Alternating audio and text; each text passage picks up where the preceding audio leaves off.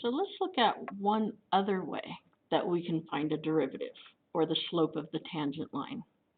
And this is called the alternate form of the derivatives.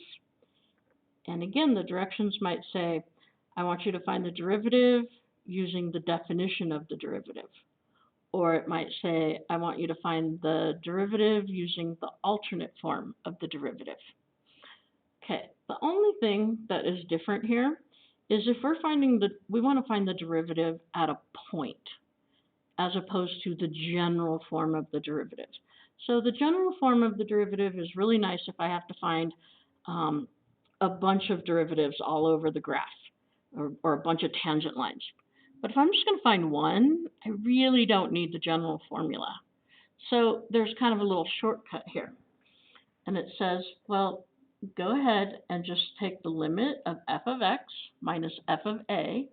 A is just the point that you want the limit at, over x minus a. Okay, so let's look at this. So you'll see the difference. See how it says find f prime of 1, whereas back here it was saying find dy dx or find f prime of x. So there was an x there, not a number. Now we could go ahead and do this the other way, you'll see, but if we just want a number, it's a little shortcut. Okay, so this one right here is a. Okay, so I'm going to find f prime of 1, and again, I'm going to label what I'm finding.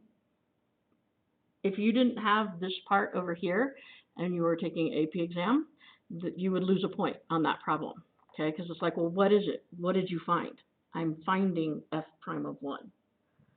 Okay, now I'm going to go right to this formula, and it says find the limit as x approaches a. Well, a is 1. So as x approaches 1, of f of x, well, that's f of x right there. So 3x plus 1, okay, minus f of a. So all I'm going to do is put an a wherever I see an x, and in this case, a is 1. So I'm going to put parenthesis, the square root of 3 times 1 plus 1. All over x minus a, and we said a was 1. Okay, let's clean it up. So this is going to be the limit as x approaches 1 of the square root of 3x plus 1. Okay, this is the square root of 4, which is just 2, all over x minus 1. Well, let's see what would happen if we try to go ahead and put that 1 in right now. Okay, so I would have 3 times 1 plus 1 minus 2 over 1 minus 1. Oops, can't put an equals because this gives me the indeterminate form. Okay, so remember that if we had the indeterminate form, we would try to factor, see if we could reduce, but if we had a rational function, we usually tried to rationalize the numerator.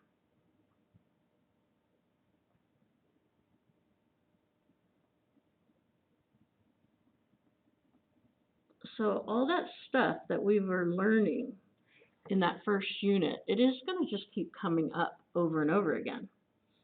Okay, so I'm going to put what we had, the square root of 3x plus 1 minus 2 times the square root of 3x plus 1 plus 2. I'm going to multiply by the conjugate.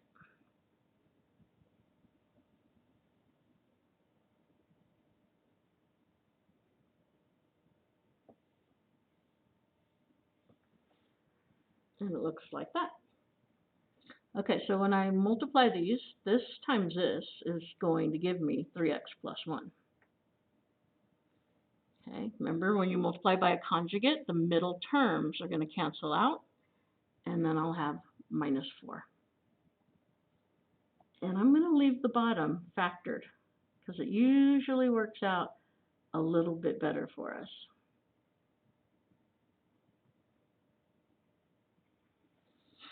Okay, so the top, that's just going to be 3x minus 3. So I'm going to go ahead and factor that. So notice that I'm leaving off the limit right now because I'm just doing a bunch of algebra. And then when I get ready to go back, I'll put that limit sign back on.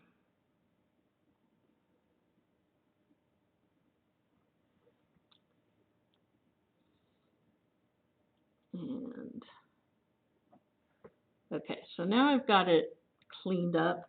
So now I'm going to go back and say, okay, I'm looking at the limit as x approaches 1 of 3 over the square root of 3x plus 1 plus 2. And I'm just going to do my direct substitution. Well, 3 times 1 is 3, plus 1 is 4, square root of 4 is 2, 2 plus 2 is 4. And that is my solution. So f prime of 1 is equal to 3/4. The slope of the tangent line when x is equal to 1 is 3/4. That's it.